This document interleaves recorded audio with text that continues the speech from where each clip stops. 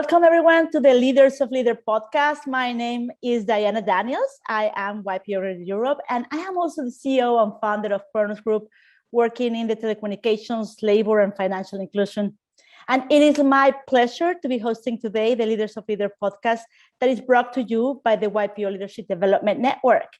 Our guest is today an amazing woman, Pamela Wirth, YPO Gold Pacific Expedition Regional. And she's been with YPO over 10 years. Welcome, Pamela. Thank you so much, Diana. It's a pleasure to be here. Thank you. You know, Pamela has been helping companies through interim projects and roles, including strategic planning, technology operations, M&A, governance. She's an expert in coaching executives from the vision to execution by clarifying strategies, simplifying business processes with an eye towards sales and marketing to foster growth. Pamela also has worked for several Fortune 50 telecommunications equipment providers and electronic manufacturers. And with her firm, Strategic Growth Advisory, she consults in a diverse group of real estate, CPG, wellness, and safety companies to maximize value. And more recently, I have to say that Pamela just wrote a book about navigating and winning better cognitive and immune function, which is a guidebook for saving 21st century families. And by that, then also founded Hello Health, a company providing doctor-formulated supplements for brain immune and digestion support. Supplements that are tailored for children with autoimmune and autism spectrum disorders. What an amazing journey, Pamela. Welcome again. Thank you, Diana. It's never a straight road. Life is a very interesting journey for sure. Definitely. Look at all of that you have done. And, you know, we were talking about how to kind of when you grow and when you pass through all those steps, you usually either get through with a good mentorship, and then you also become a mentor, you know, through this leadership experience. And I do believe that a mentor encourages and enables another person, either professional or personal development. And a mentor can help focus their efforts by either setting goals or giving feedback. And as a result, companies that want to build employees, you know, and that want to build up those skills for their employees, they often create these mentoring programs. So what can somebody with no self-confidence do to recognize their own talents and abilities in that scenario? You know, it's a really interesting thing. And I was talking with a couple of people about this yesterday because I have a client right now who's a COO, and the CEO is part of YPO. And he contacted me and said, hey, I've always been so lucky to have coaches and mentors. And I recognize that my COO really, really needs somebody. So we engaged.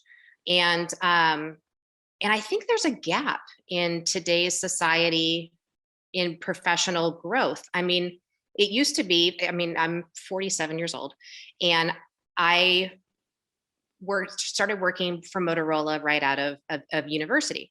So they provided a lot of these programs to me in the very beginning of my professional career because they're a very large company.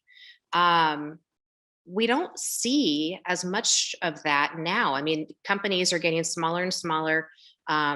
People are not necessarily in these large training environments, cubicles. I mean, it's just a change and a transition in the professional environment.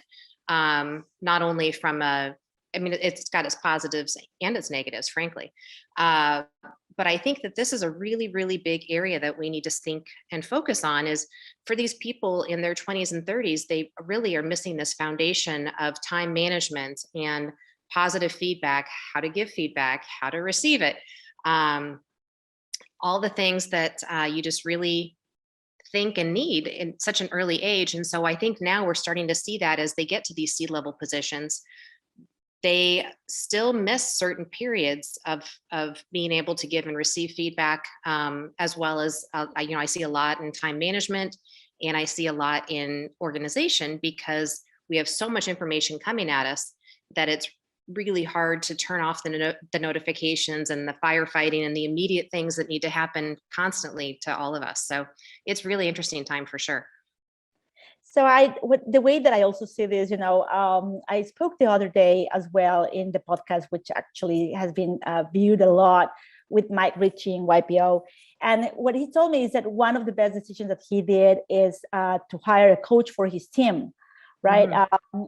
And he said that he got the inspiration from the TV series called Billions, that they have their own coach for the team. And the truth is, that when something goes wrong, most people, they don't know how to analyze and identify the cause. And as a mentor, how do you help others recognize and plan to work through that difficulty? It really depends on the CEO and their willingness to create a collaborative, transparent environment. And it's so helpful and impactful to have that advisor or that mentor, someone that can confidentially, it's almost like having an in-house counselor, somebody that can take that information, understands the dynamics and understands the business, and then can put it back in a way that makes everybody feel good, can move ahead in the same direction, everybody rows the same boat, and then deliver those messages back up to the CEO as well as to the team in a way that everybody feels good about it. And it really cuts down on the amount of negative energy. It creates more positive energy because there's more focus on the goals and how we all get there together. And it's just an amazing thing that a CEO can do for his team or her team. I see this, and it's interesting because now we live in an era where topics such as like the Great Resignation, that is happening, or a way to engage our employees is also another interesting subject that we as CEOs we need to continue elaborate. What do you think that is the kind of perspective or way of thinking that is needed for somebody that is bored with their work or job, to make them interested and enthusiastic about doing it again? One of the things that I really like doing with people is taking them through this values exercise, I guess is probably the right word. And so there's 31 values on these cards. And then you lay out all 31 cards, and then you get down to 20 and then to 15. And the name of the game is to get down to 6 values. And then you really realize, okay, so this is who I am. This is what makes me energized. So now let's take everything in my life, both personally and professionally, and layer it into these values. And it really helps clarify, and it helps in terms of communication. I had one client that said, I cannot stand selling and they want me to continue selling. And I said, well, let's talk about why, and let's think about how we can communicate that in a way. From the CEO standpoint, they need this person to sell. So let's think about a way to communicate it so that it doesn't feel like selling. It feels authentic to them because these are their values.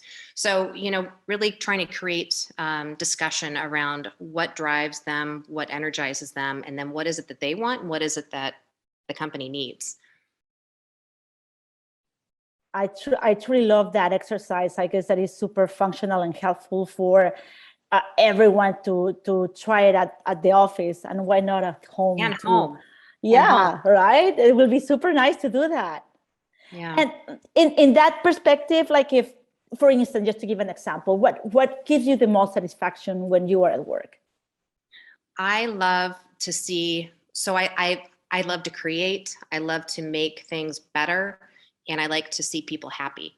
And so when I can start to put those things into place and see the results of that, it makes me want to go do it again. Love it. So in that perspective, what do you think that are the most important characteristics to have a successful mentor or to be able to mentor others? A lot of it comes down to trust. So there has to be a lot of communication. There has to be an open environment to receive and give information. Because you're not on both sides. You're not always going to like what you hear, but you've got to be open-minded and figure out what's going to make everybody feel enthused as well as deliver the goals that are needed. So if we have to give, 3 takeaways to our audience today on the best way to either be a better mentor or mentor others, what would you think that it would be those 3 takeaways that we can give to our leaders to help them in similar situations? Some of it comes down to put on your own oxygen mask first. And so I am a big believer in getting up early in the morning, meditating, exercising, making sure that you're in a positive mindset before you go and want to go and take this into others. So I just really, really, really believe that if you can maintain a positive mental and physical health, that you're in a good place to deliver it with other people too. Yeah, right. It's going to be difficult. Like if you're not in a good place, you're going to be able to do something for anybody else but you. I agree. So, Pamela, are you ready? We have our rapid fire questions. Scary. Okay. Okay. So just give me whatever it comes to your mind. All right. All right. They're very easy. Don't worry about it. So, tea or coffee? Coffee. You're one of mine. Morning or night? Morning. Oh, I'm a night person. But yeah, I admire the people that really get up, as you said, in the morning, do all that they need to do. This is amazing. So if you have to choose in between time, love, or money? Ooh, that's a hard one. They're all important. Well, that's a good answer. That's a good answer. They're all important. Yeah. Why not? And what do you want it to be when you were a kid? I wanted to be an entrepreneur, and I used to get made fun of. They were like, "What is that?" You see, who will say, huh? Yeah. There you go. Very good. So what was the best career advice that you ever had? Oh, gosh. I used to think I had it all figured out. Just be open-minded and enjoy the journey. That's a great advice, actually. And so if it's not in Arizona, where would you live? I love Hawaii. I love being near the water. I also love being up in the mountains. So I love Colorado. Yeah. Well, you have two options in there. Beautiful. And what was the last book you read? I loved the book Morning Entrepreneur.